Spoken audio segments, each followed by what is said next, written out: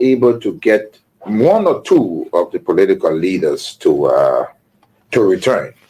And I think they helped to provoke the situation. I was able to do a whole lot. Strangely, the LPC, these were all warring factions, and all of the other warring factions, I was able to bring them into government. In fact, most of the combatants that fought for the government during the war were the combatants of the warring factions that fought against me. So I accomplished bringing them together. I accomplished making sure that the issue of tribalism went away in Liberia. But I mean, to a great extent, I think most Liberians now, if you went to Liberia and took a poll, they would say Mr. Taylor did his best. Any other regrets? The second regret is that I was never able to get the United States to understand me. I was never able to get them to work with me, which is so essential for Liberia. No president of Liberia, no president can make it successfully unless he is online with Washington. Now, I'm not the type of guy that you can pick up a telephone and command. I don't take that. I didn't take that from Washington. Then, even if I were elected president, I would not take it. I'm not that kind. I'm not a coward. But I do believe that a good working relationship is essential for any president of Liberia or that president. It has been an honor and a privilege to serve as your president and commander-in-chief for the past 6 years. Together, in 2018, we embarked on a journey to build a united, peaceful, and prosperous Liberia. And I am deeply thankful for the trust and support you have bestowed upon me and my administration during my tenure, as we navigate liberty and justice for all. Let us remember the strength of our unity, the resilience of our democracy, and the hope that lies in the future of Liberia. As we welcome a new era, let us move forward hands in hand with a shared commitment to building a united nation that will continue to strive on observing the tenets of democracy and adhering to the rule of law. May God bless you all, and may God continue to bless the Republic of Liberia. Those who wrote the speech, inauguration, everybody happy. We are rejoicing over the defeat of the old regime. We are rejoicing about our effort to bring a new regime. Then we sit down with happiness. We go write paper for that 79-year-old man. He's struggling to read. Then you go there, I will tell you that nation. I will tell you US, I will bring 1.4 here. Because you think 1.4 are Johnson? I will tell the woman of bringing. When you come to the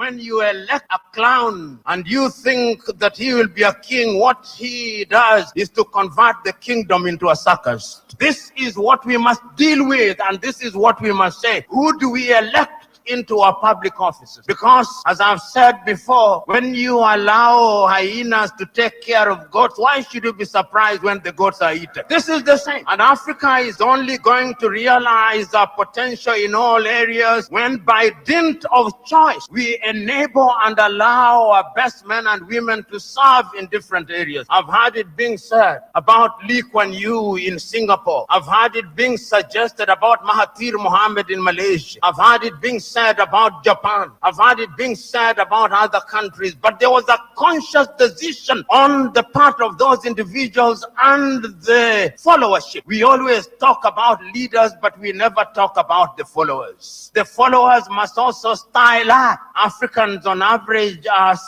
for some reason attracted to thieves. Africans are for some reason attracted to men and women who cannot serve her. And when they are not served, then they complain. When Africans are told, choose you now whom we shall release, Jesus of Nazareth or Barabbas, they say release Barabbas. And when Barabbas behaves like Barabbas, they say, why are you not behaving like Christ? It cannot be done. in May of 2001, signed a second of two executive orders, number 13213, Defense Exhibit D310, in which it was stated, and I quote, "The government of Liberia's complicity in the RUF's illicit trade in diamonds and its other forms of support for the RUF are direct challenges to the United States foreign policy objectives in the region, as well as the rule-based international order that is critical to the peace and prosperity of the United States. Therefore, I find these actions by the government of Liberia contribute to the unusual and extraordinary threat to the foreign policy of the United States described in Executive Order 13194, with respect to which the President declared a national emergency." This executive order did not say the alleged complicity, it concluded the complicity. The conspiracy was born, all systems put into motion, and here I stand today. I never stood a chance. This is the broader contextual matrix that regrettably did not and still has not seen the light of day in these proceedings, despite the gallant efforts by the defense to unearth and reveal the contextual framework behind the charges against me. Now, with the two executive orders, the dogs were let out, so to speak. What followed was a dispatch of the attack pack led by Lieutenant Colonel David Crane, Defense Intelligence, 30 years, prosecutor. He, Crane, unlawfully unsealed the court's sealed indictment to his handlers, senior U.S. government officials at the U.S. Embassy in Freetown, and was never held to account. The rest of the operational team are Colonel Brandon Hollis, Defense Intelligence, CIA, U.S. Air Force, Senior Trial Counsel, and now prosecutor. James C. Johnson, U.S. Army expert, 20 years on conventional and special operations, Chief of Prosecutions for the SCSL. Alan White, 30 years, Defense Intelligence, recalled from retirement to head up investigations at the Special Court of Sierra Leone. Stephen J. Rapp came on board as chief prosecutor for a short time of experience from Capitol Hill, where he served with the U.S. Senate Judiciary Committee sometime before. It came as no surprise to me that as a reward of sorts for Stephen Rapp's diligence in the execution of U.S. foreign policy objectives through these ad hoc tribunals, he was appointed U.S. Ambassador at Large for War Crimes issues. In support of the contextual framework of politics, on February 8, 2006, Lieutenant Colonel David Crane, prosecutor, appeared before a U.S. Congress Subcommittee on Africa, Defense Exhibit D404, and spelled out in clear terms the decision taken in support of regime change in Liberia and what needed to happen to solidify that process. There was little mention, if any, in his testimony about Sierra Leone. And here is what he said. I posit that 5 years from now, when the international community is challenged by other crises, Taylor in Calabar, under the protection of Nigeria, will make his move.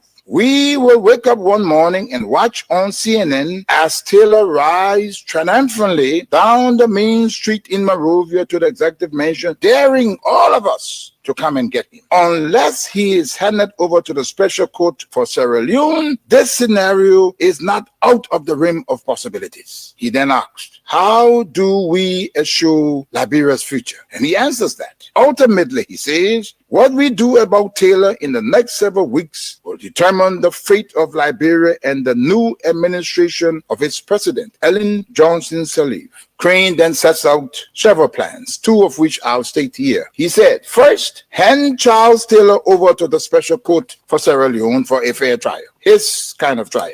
This takes him out of the local and regional dynamics that is West Africa. Second, tie any financial and political support to good governance in Liberia. Time does not permit, but the exhibits are present. Not even the Nigerian nation was spared from threats and intimidation, as explained by Femi Kayode, press secretary to President Obasanjo, the Nigerian head of state, who was with him in Washington when President George W. Bush promised, and I quote, to bring Nigeria to its knees if Taylor was not turned over to the special court. And what happened? Obasanjo buckled and capitulated. Now, this demonstrates the significant pressure that was brought to bear on President Obasanjo, irrespective of his personal and leadership obligations to the West African sub-region. And therein lies the dilemma for current African heads of state and government, but how to enter into binding commitments and obligations with the African pairs and remain steadfast, resolute, and unyielding in their fidelity to those agreements in the face of such unrelenting and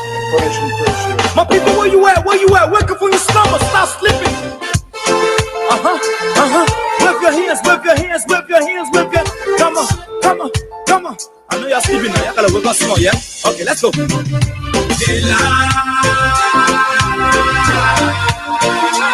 people fool us. The people lie to us. The government betray us. So much. I said they lie.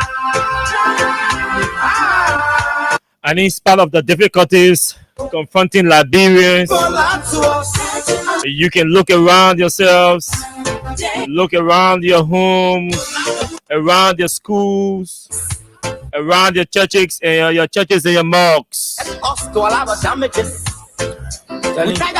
just around your environment. You can look around Africa and establish for yourself where you belong. A system that is becoming everybody for themselves, God for us. You screw us, you use us and little abuse us. So why? But whatever the environment is, Why? whatever the situation is before you, it's good that we always find a chance and a space to interact and engage and continue engaging the system. The oppressors will not stop oppressing you if you run into your corners out of fear. You have to stand up and muster the courage and the bravery to face your oppressors. That's how we change the system. Let me say very, very pleasant good evening to all of you across the country. Good morning, good afternoon, good evening to those of you in the diaspora. Our friends, our fans, our followers, our critics, and even those of you who do not like the things we say and the way we say them. Surely it's good to have all of you joining us tonight. It's Thursday in Monrovia, the Republic of Liberia. It is the 22nd day of May 2025. Just a lot to talk about as always. The government should lie. Why? But the question that we ask, they lie. A lot of negative news, some fake news, some misinformation, some disinformation about African countries or other places in Africa. And so moving forward, it's important that we try to bring you other happenings across the sub-region. So you also have a taste about different places on the platform.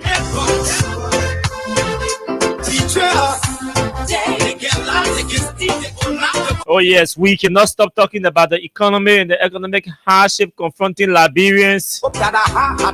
We can also not ignore the carelessness that is being shown by His Excellency the President of the Republic of Liberia and the provocation that is corresponding his carelessness. We have to point that up and point it out as also. Liberians continue to speak with their mouths about the tough economic situations in country, and we will continue to elevate their voices. Why? But the question that we ask,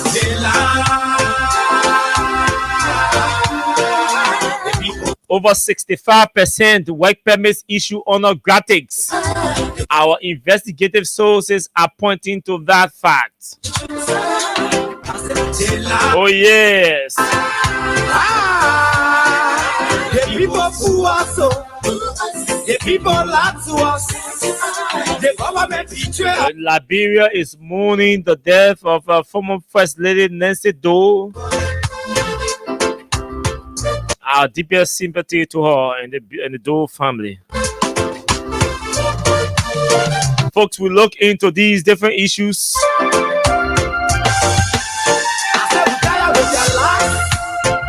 We are still trying to have the all these people who are at the center of different allegations in the House of Representatives.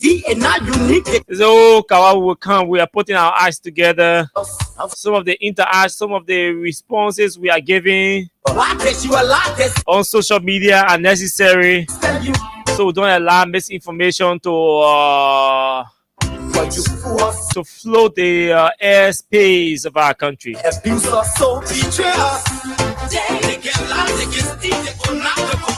This is Freedom Hard Talk. This is Freedom FM. This is the only political fellowship on radio at about this time. We have a lot of you who've come to fellowship with us tonight. It's good to have all of you joining us. This show is proudly sponsored by Crime Stopper Liberia and it's in partnership with Yajing Beer. Very shortly, we take a break from our sponsors and partners. When we come back, we run straight to our Facebook Live to welcome all of you who join us tonight to fellowship with us. And just after that, we run into our conversations here tonight. Liberians are speaking demands, and we will continue to elevate those speeches, their grievances. We have enough of audio recordings we are going to play tonight, as always, and we will not stop playing these audio recordings because they are a reflection of the actual pinch, the actual economic pinch that Liberians are experiencing across the country. People lie to us. The government betray us. They can lie, they can steal, they go not to corrupt. Let's take a break from our sponsors. When we come back, we talk the hard talk.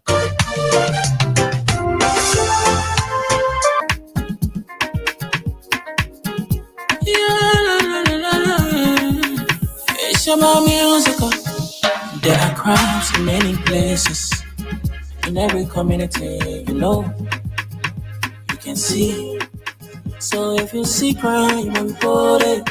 Don't take law in your hand for the real authority. That it can't take care of it. Crime Stopper here for us, bringing safety to your door. Whether you rich or you poor, if you see a human talking, I mean you check. Do it for your safety. If you see it, don't keep it. You must call to report it. Crime Stopper, the people bringing safety to your door. Crime Stopper, stopping crime and making peace for them before. Crime Stopper Liberia, from the center to interior. Crime Stopper, keeping us safe, they're stopping crimes for all of us. Crime Stopper, the people bringing safety to your door. Crime Stopper, stopping crime and making peace for them before. Crime Stopper Liberia, from the center to interior. Crime Stopper, keeping us safe, they're stopping crimes for all of us. Crime Stopper Liberia is your community crime fighting partner. Don't take the law into your own hands. Remember, if you see a crime, report it. This is a message from your own self, Old Man Sam Cyan. Crime Stopper. The Yanjin Beer from Beijing, the newest sensation in town. Yanjin Beer is so smooth and light. You can drink it, wake up in that morning, feeling very energized. And you wicked boy, the woman will be very happy. No headache, no eye spinning. And the Yanjin Beer bottle, it got a special way again open. Nobody will ever use you for the opener again. Very easy.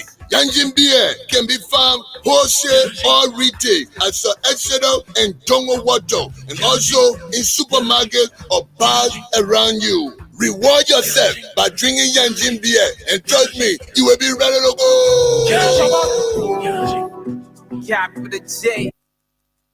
Okay, J Baba, hold on. We will come back to you later on. We'll come back to you. Let's go to talk to some of you who've joined us tonight. Committed worshipers. It's good to have all of you, beginning with Augustine. Thank you for joining the show tonight from Broadville. Juju Wonwe from Johnsonville. Is that all of the views are on the show tonight? Peter Wande from Crown Hill, not far from us. Adiyu Kamara, Domo Love Domo, thanks to all of you for joining us from Johnsonville. She's there. Jacob Moa has also joined us tonight. Frank Mayon is joining us tonight. Helena Wilson, Asada Miller from Soul Clinic. Cecilia Dwyer has also joined us. Judy Wonwe, Nathan Page is joining the show tonight. Daniel Toro, Eric Lagui are all joining the show tonight. Odell Gibson is also following tonight from the U.S. Charles Freeman is joining tonight from Magibby County. J4KC is joining tonight. Ivan Sumpon is joining tonight. Alexander is joining tonight from Central Sastan community in Louisiana Township. Augustine is also joining the show tonight from Broadview. I think we said that already. So I think it's repeating. Aliyu Kamara, thanks for joining the show. Aliyu, thanks to all of you. Let me run through so I don't repeat the names of those joining the show tonight. Councilor Septimus. Councilor Septimus is also joining tonight from Soul Clinic. All of you, Alexa Moba. Alexa, we have unfinished business, right? So we have to finish that. Anna Taylor, Sebastian Williams, Musa Sharif are all joining the show tonight. Thanks to all of you. Welcome to the show. Now the opportunity or the request to all of you is to kindly share the show on your page. It's so easy to do. Just share. You don't even have to caption it. Just share. Just share the show.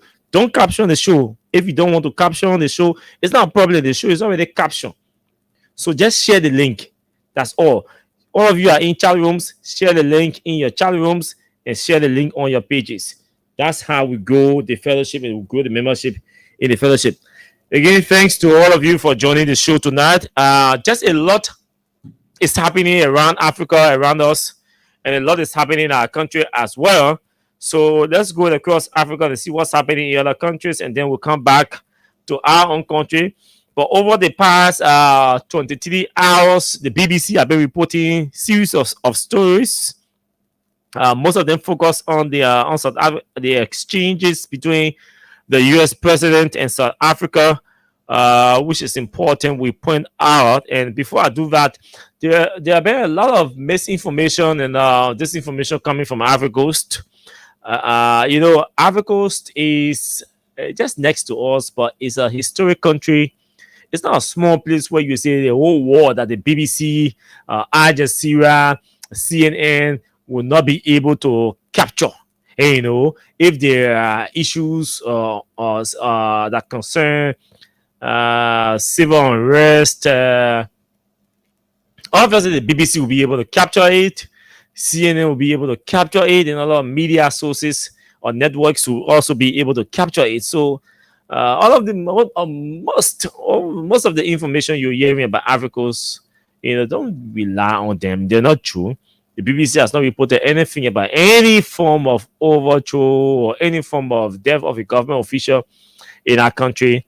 And so you all have to learn to fast check too and use your internet or your data to research. When these things are not, the war now is a global village. You just search anything you enter. Even if you misspell the war, Google will be able to give you, an option or alternative. Or they'll be able to give you some kind of connection, give you some kind of clue about what you are actually searching for, and you'll be able to get exactly what you're looking for. So we need to make use of our time and our energy to put some portion of our time and energy into research. It pays. Don't just be a radio listener or a newspaper follower. You have to put in some time and energy to research for yourself, to be on top of information. So I'll start from 19 hours ago. The BBC reported Hachon Ramaphosa confrontation went down in South Africa. Donald Trump has proved to be the political rotor reader of right-wing Afrikaner groups taking their fight to South Africa's President Cyril Ramaphosa. They were quick to celebrate the U.S. president's ambush of Ramaphosa in the Oval Office with the Solidarity Movement, which had toured the U.S. to lobby the Trump administration, saying it welcomed the fact that South Africa's enormous problems have been placed on the international stage. Ernest Rhodes, a leading personality on the Afrikaner right, showed his admiration for the U.S. president. In quotation, he says, Donald Trump made history today. He said in a post on X, former Twitter, before thanking him for showing videos of firebrand opposition politician Julius Malema singing "Shoot the Bull," "Shoot the Farmer," and what appeared to be printouts of stories of what people being attacked. Solidarity's Jaco Kleins went further, saying Trump deserved a Nobel Prize for putting the farm murderer crisis on the international agenda. That was 19 hours ago, but South Africans are responding or reacting in different forms and manner. Let's see what the BBC is reporting or reported 7 hours ago. The South Africans voiced mixed reactions on Thursday to high U.S. President Donald Trump's false claims of a white genocide overshadowed President Cyril Ramaphosa's visit to Washington, with some questioning whether the trip was worth it. Ramaphosa, who brought along well-known white South African golfers, had hoped the White House meeting would help reset ties with the U.S., which have soured since Trump took office. For many, the Rainbow Nation was symbolically present at the White House. The delegation also included John Steenhuisen, South Africa's most senior white politician and leader of the Democratic Alliance, the country's second largest party. What did you make of the meeting? BBC concludes. So these are different happenings. These are latest news and stories that you can follow on the BBC. 3 hours ago, the BBC reported this. Also, about the Sims of Africa, you don't see anything yet about Africans and other things. And what you report, what a lot of people are reporting on the South African road incorrectly identified as a burial site by Trump. On the South African road incorrectly identified as a burial site by Trump. This is an elaborate article. Let me read one to 3 or 5 paragraphs. The page 39 to 1 is an anonymous stretch of turning tide highway connecting the small towns of Newcastle and Normandy in South Africa, a 4-hour drive from Johannesburg. This week, the single carriageway road, which runs mainly along the edge of farms and Natal in the remote hills of the country's KwaZulu-Natal province, has found itself unexpectedly the subject of global attention. On Wednesday, many South Africans were among those watching live around the world as U.S. President Donald Trump ambushed his South African counterpart, Cyril Ramaphosa, with a video making the case that white people were being prosecuted. He had previously said that a genocide in quotation was taking place. The most striking scene in the video was an aerial shot of thousands of white crosses by the side of the road.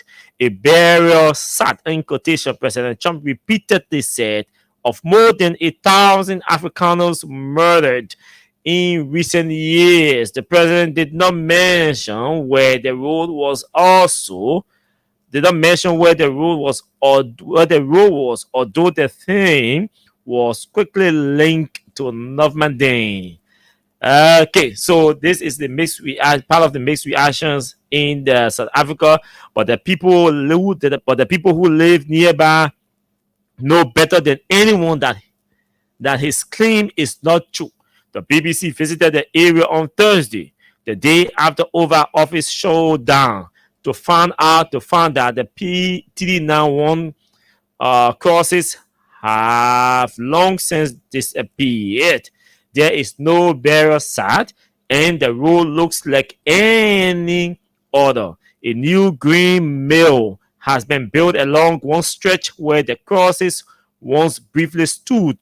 What we found was a community shock to find itself under the spotlight, and a truth about the crosses that reveals much about the delicate balance of race relations in South Africa. Roden Cole is a man who understands both. A farmer from South Africa's Afrikaner community. It was the murder of his aunt. It was a murder of his aunt and uncle, Glenn and Vida Rafferty, burned to death in their home 5 years ago, which led to the erection of the crosses. Their deaths at their farm by attackers who stole valuables from their home led to the public outcry by the farming community and the temporary planting of crosses by fellow Afrikaners keen to highlight their murderers. Among those of other farmers who have been killed across South Africa. So the video that you guys have been seeing, he tells me, as we stand together by the roadside, happened along this section of the road, pointing down the hill towards a village where many black families live in mud huts.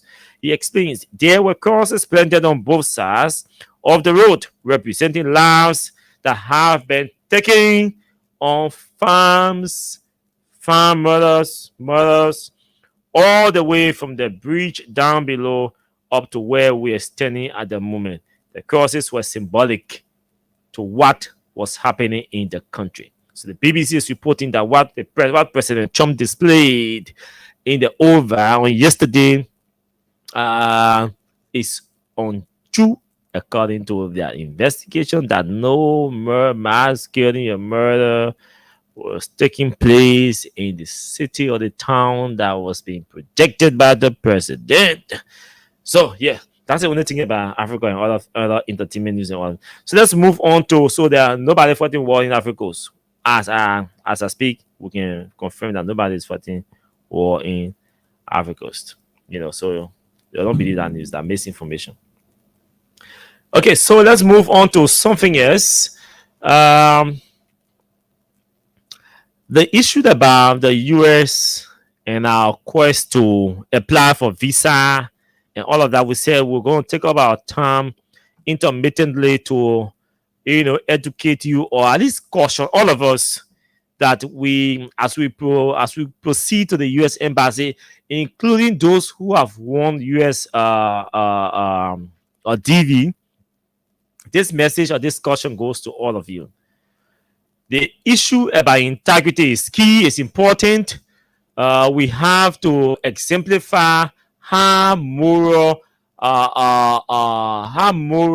rectitude as we move apply or proceed to the US embassy to apply for visa.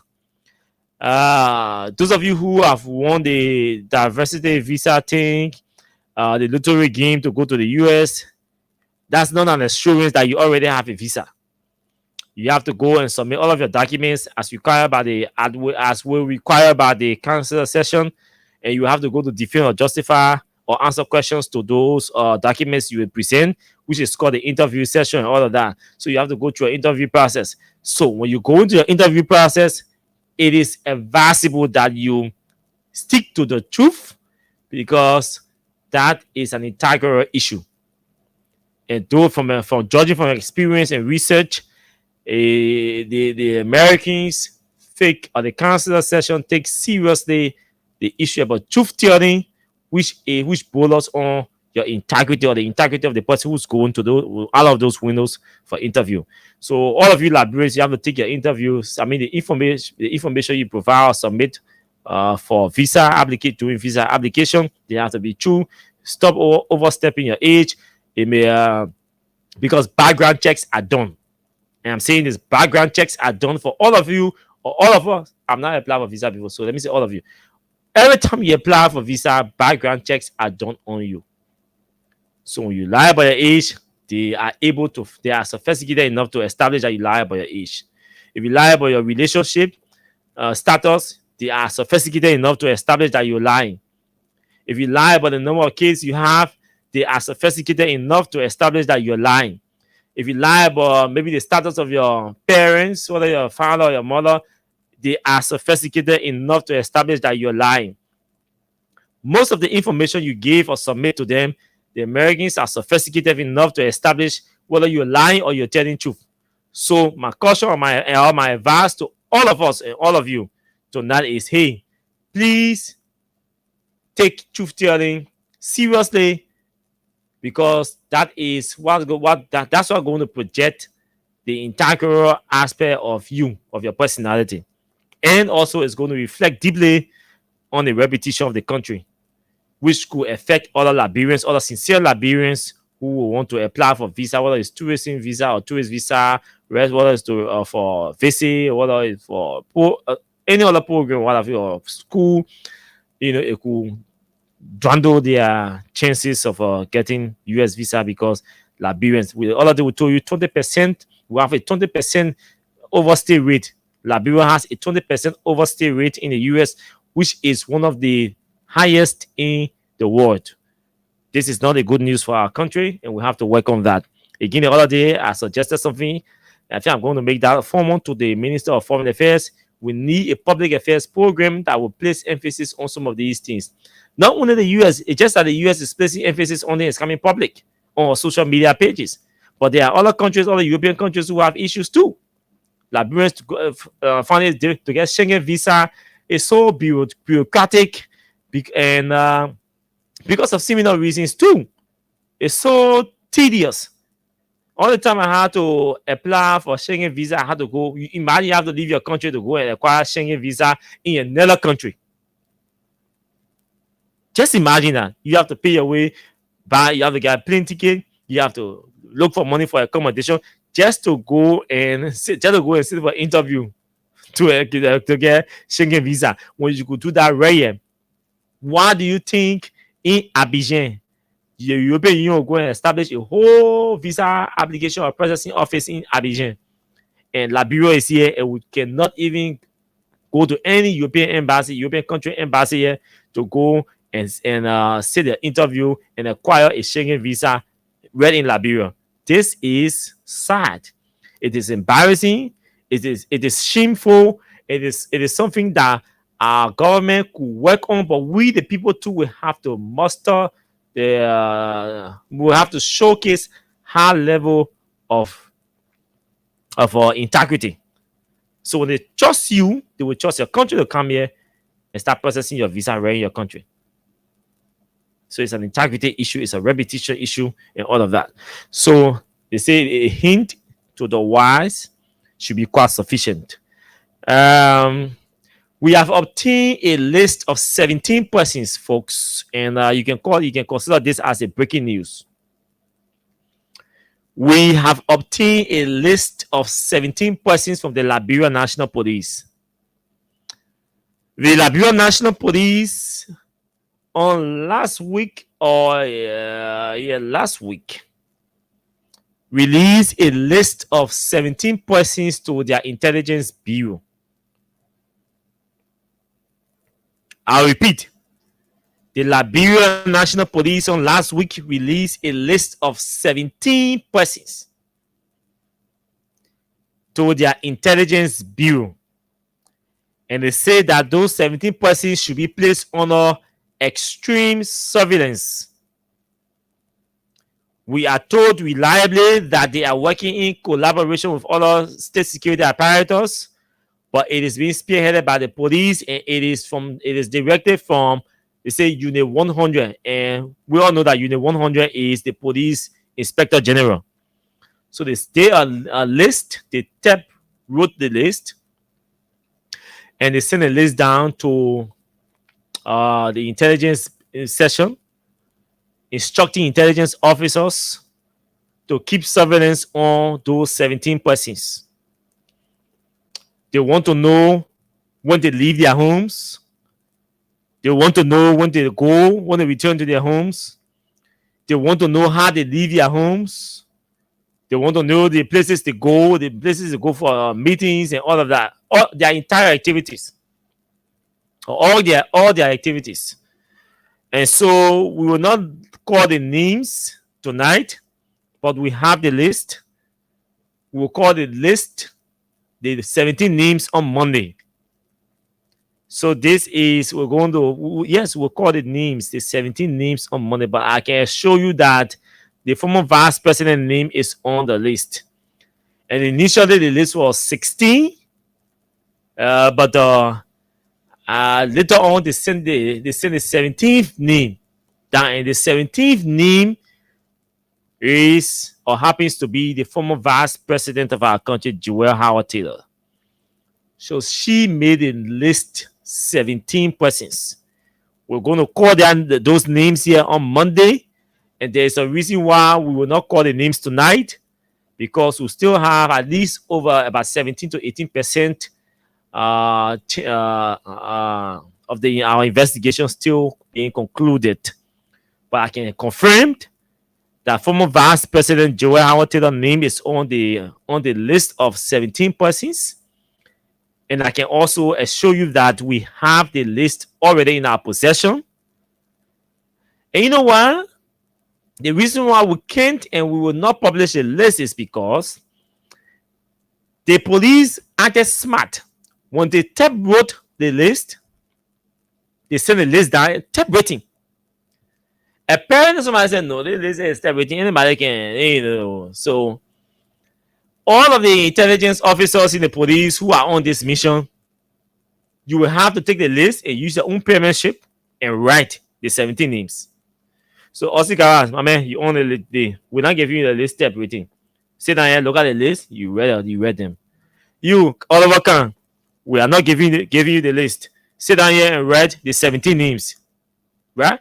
So, our government is chasing opposition leaders and critical voices. We have evidence to that from the police. And if they are publish that list on my social media page, the police will dismiss the person who has the penmanship on that shit. They will come publicly to deny, but they will dismiss that person. And I don't want that person to be dismissed because that person does not even know that I have the list. That's how we investigate. But if they are not, compelled the officers to look on the list that they tap and write and use their penmanships to write, I think that was a good strategy by the police anyway. So in case there's a leak, the penmanship that we see, that the person we will hold responsible. You see it? So I can't publish the list now because I some other penmanship. And I don't want to waste that person's job because that person does not even know how to obtain the list. But yes, we have a list of 17 persons, and we can confirm that the name of the former vice president is on it. And those of you who are University of Liberia students, you need to tell your chairman, the chairman of OSU, the chairman of SUP, sorry. You need to tell him to be careful. His name is on that list also. It's a list of 17 persons.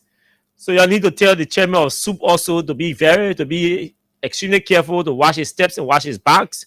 Watch his back because his name is on that list. The chairman of SUP name is on that list. So on Monday, we'll call the names of the 17 persons.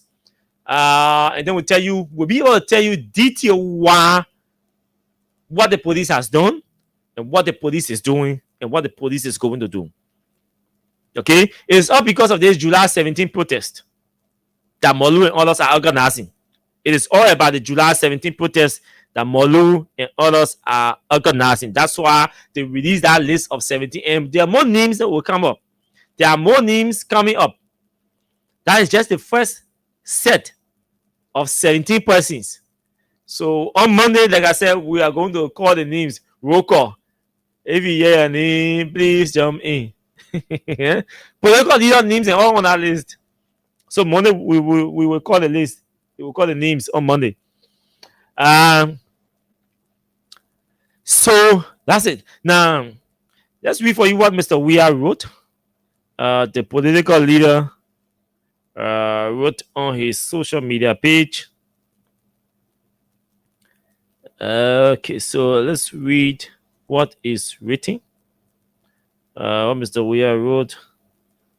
Okay, this is what Mr. Weah wrote late this evening about the late First Lady. An hour ago, he wrote a statement of condolence following the death of former First Lady of the Republic of Liberia, Madam Nancy B. Doe, Thursday, May 22, 2025. I am deeply saddened by the passing of former First Lady Nancy B. Doe, who ended her earthly sojourn on Tuesday, May 20th, 2025, after a period of illness. She will be remembered for her charitable endeavors and steadfast advocacy for women during the tenure of her husband, former President Samuel K. Doe. Her loss resonates with me personally, given the pivotal role the former president played in my journey to becoming a professional football player. I vividly recall her towering presence and unwavering support for her husband's initiatives to promote football and bolster the national team. Even in her latter years, Madame Doe remained deeply committed to Liberia. She and her family closely followed the nation's progress in the decades following the Civil War, all while championing justice and peace. Her passing has left a profound void, not only for those who came to know her, such as myself, but for the entire nation. I extend my deepest condolences to the bereaved family and all those touched by her remarkable life. May her soul rest in eternal peace. His Excellency George Manneh Weah, former President, Republic of Liberia. Okay, so that's it. We extend also our deepest sympathy to the bereaved family. And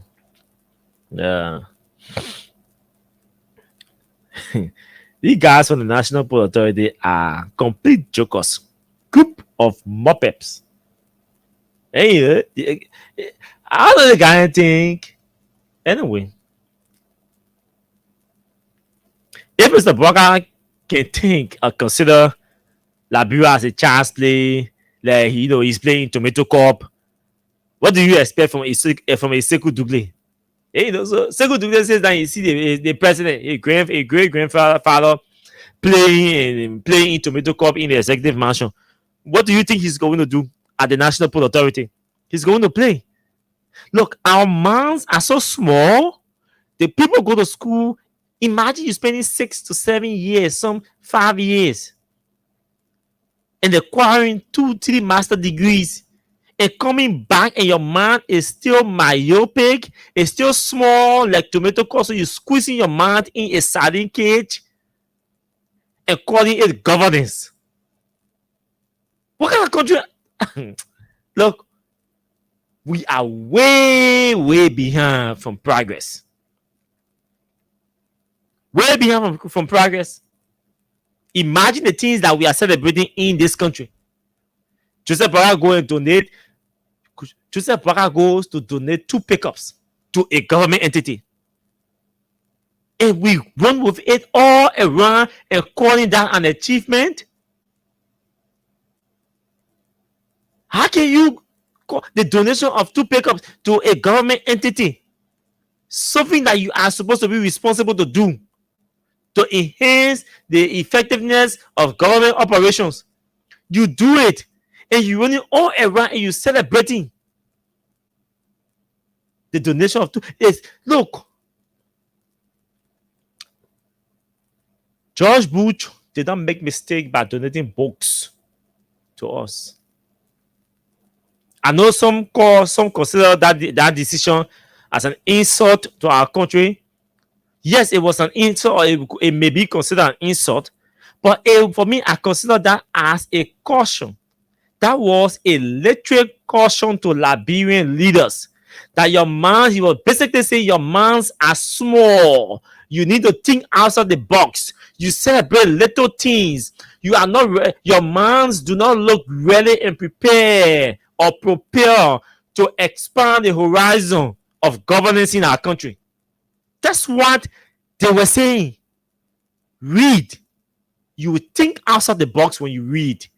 When you make reading a discipline, you think outside the box. Little things will not fill your eyes. Little things will not move you.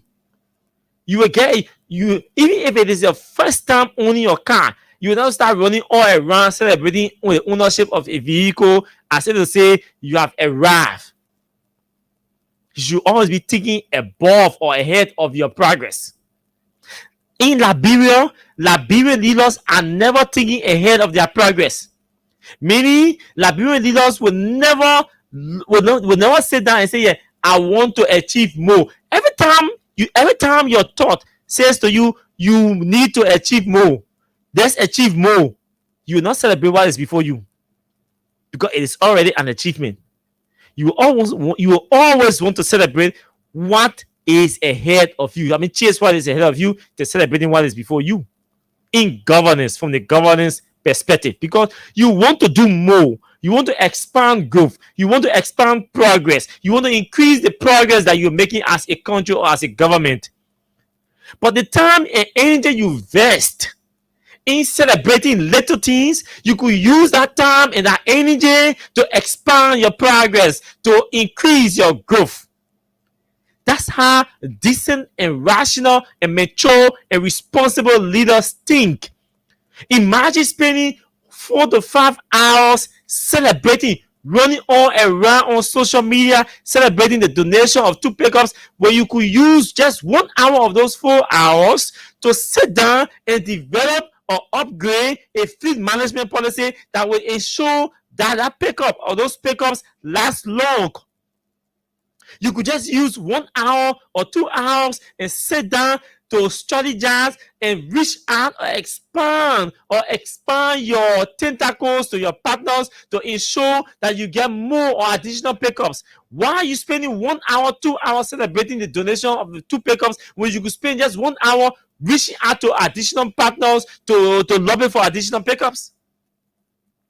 Because we are small-minded people. We don't think outside the box. Little things fill our eyes and we think we have arrived. Liberia does not have any modern infrastructure to celebrate for the last 3 years. For the last 3 years, I'm including my own citizen government. Liberia does not have a modern, we're talking modernity.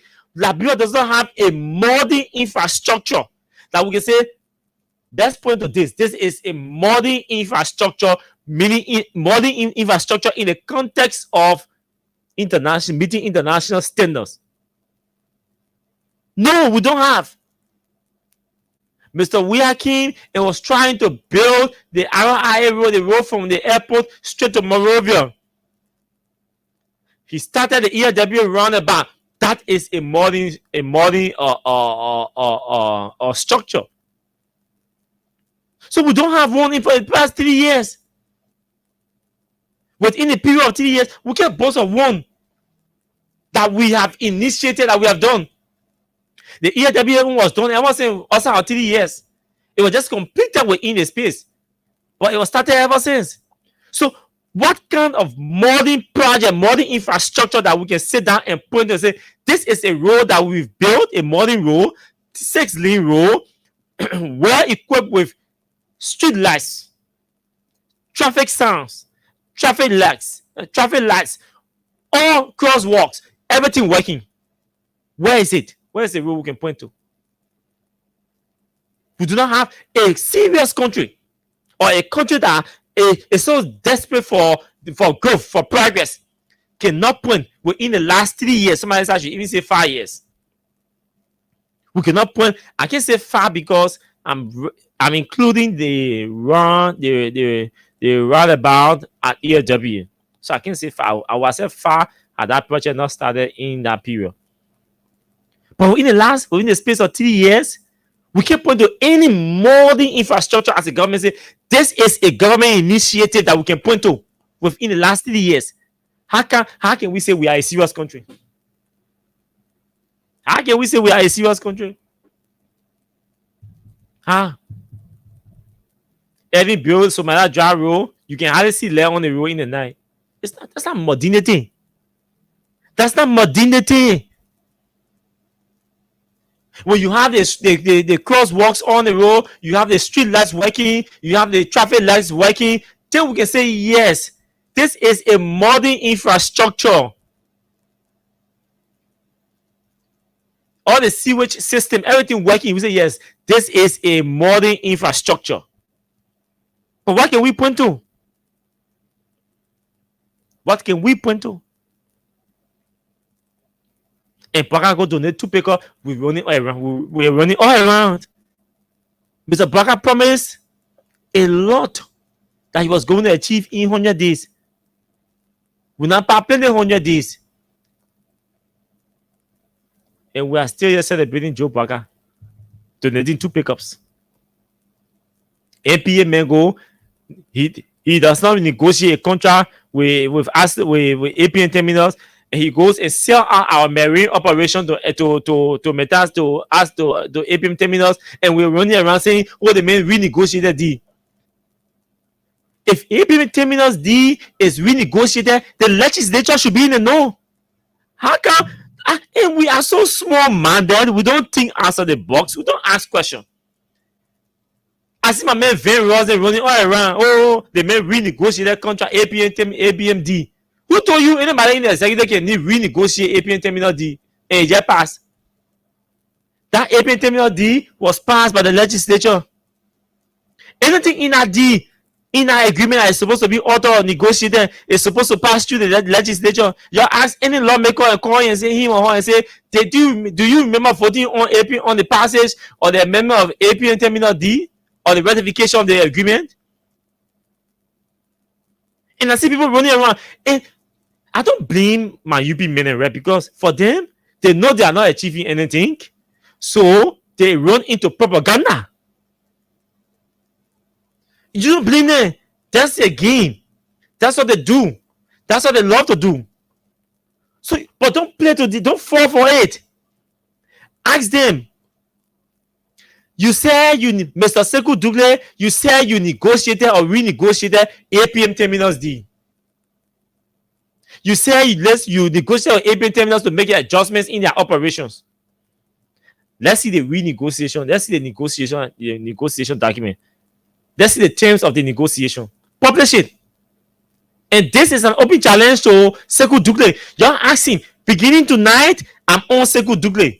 Y'all ask him to publish the renegotiation paper. Let's see the terms.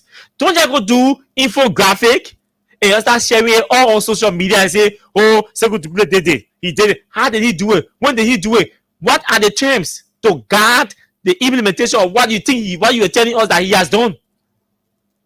People have to ask the hard questions. And this is why this is Freedom Hard Talk. We talk the hard issues. We go for the hard issues. We ask the hard questions. The people who you dare not touch or talk about, those are the people who go to talk about and discuss. The entities that people are afraid to talk about, those are the places we go to talk about. Because, look, the port is the gateway to the Liberian economy. I said I was going to postpone Sekou Dougle's conversation for next week, but I'm not doing it. Yeah, God said that's what I'm going to do. Yeah, that's a good suggestion. I'm going to read. Yeah, that's true. That's what I'll do. Thank you for that. Yeah, I will do it that way. That's a smart one. But I have to publish a list. I'll publish it on Monday. So we've been investigating since Sekou Dougle announced. Let me show you what I had to do this, but let me do this. One of your boss just posted. Let me get the infographic that you say that they just posted, right? That they're running around with. Fucking. This is the flyer. This is the flyer. Sorry. Let me read on the flyer what they are running around with at the National Port Authority. If some of you in the UP are not careful, if you guys not take that circle board from that port and put somebody there from the United, somebody from the UP at that port, that board will damage that port, enrich himself, and you know what? And you will leave United Party government stained. You will leave the United Party stained. Joseph Boakai Jr. is a smart MF. Say down and think, oh, yeah, Joseph Boakai, my friend, we together, we're operating. He will leave you in the court. He will leave you in the court. So here's what happened. These are the things they are running. We're talking about the economy, right? So yes, so we're starting with the National Port Authority. We are starting with the National Port Authority. They will play you Liberians versus how they are suffering. You see what your managing director of the port is running around with.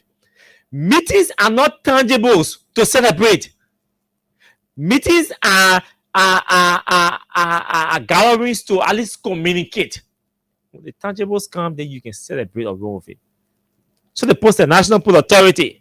Some of the strides the National Port Authority NPA is making. They say some of the strides they say is making. Some of the strides the National Port Authority is making honor Honorable Sekou A.M. Dugley. Y'all read, yeah. Let me turn around. Let me put in this mode. Okay. So I will zoom, and you see. Then I will read for you what I sent Sekou Dugley. You guys think they own Liberia? Some of the strides the National Port Authority NPA is making honors, they call him Honorable Sekou A.M. Dugley. In Liberia, we can call thieves, criminals, rogues, we can call them honorable. They say Sekou Dugley reduced the CTN charges by 50%, lowering cost for importers. Just ask him for the renegotiated document. Let's see the terms. The CTM renegotiation that took place, you ask them for the document. And they publish this one on the page with all the list, all the achievements that are here. We ask for all these documents and challenge them to publish these documents. Let's read it. Let's see the terms in the agreements or the renegotiation agreements. They say he reduced CTN. Amen. He reduced CTN charges by 50%, lowering costs for importers. Let's see the renegotiated document, CTN agreement. Let's see the agreement. They will tell you well to do our aid. Let's see the agreement. Let's see the agreement. They say he signed a landmark deal with Targa Med Engineering from Morocco to construct a bulk terminal at LMC Pier Freeport. He signed. They say that achievement to sign. So if signing an MOU is an achievement by the United Party government, then implementing or constructing the project will be what? Constructing the project will be what? If signing an MOU to do something is an achievement to the rescue people, then implementing what you signed to do will be what? They say they extended operational hours to accelerate cargo release and reduce port congestion. What is that? Y'all go to the port at night and see whether you see any operations going on. Nothing happening at the port at night. So to just sit down and say we extended operational hour. How many vessels coming here to your to your port? How many bigger vessels coming to your port? What's the traffic? The APH should be reporting traffic. the traffic congestion in your waters should be the primary technical reason to extend port operations. How many cranes does APM terminal have in that port to accelerate offloading vessels?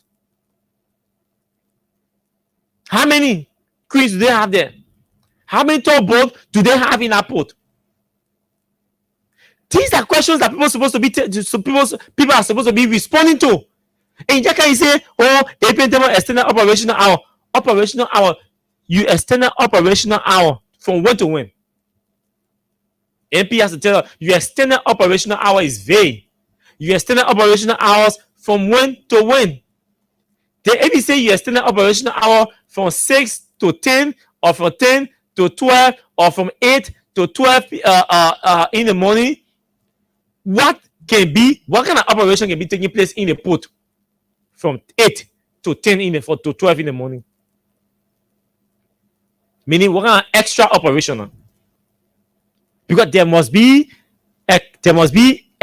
proof of congestion that have been slowing down operation or cargo handling in the port. But the port is not experiencing congestion with vessels. The reason why brokers go through hurdles down there and experience delay in releasing their cargoes is because APM terminal does not have enough equipment to offload the people cargo. It's because of the bureaucracy that APM terminal has in that place. That's the reason why custom brokers can experience delay in getting their cargoes released. That's because there is congestion. The congestion in the port is artificial. The congestion in the port is artificial. It is because of the bureaucracy you have there. So release the bureaucracy, or losing the bureaucracy or a bit, and see whether you will have to extend port operations. So this does not justify anything as an achievement. Listen, my man. Yeah, my man, they land too long. We're doing registration here from 8 to 2. But from 8 to 2, there was 30-40% still in the queue. So I think we have to adjust the time from 8 in the morning to 6 p.m. But that you have justified that you have proof of traffic congestion. So you are adjusting the time. And when you adjust the time, there will be operational activities happening there. Visible. You can see them. Custom brokers will tell you, man, I'm going to run around the day. They were up to 12 o'clock tonight to release my container. So I'm now heading my. You go to the port after 4 o'clock, custom brokers are all running, going home. Nobody carrying containers from the port.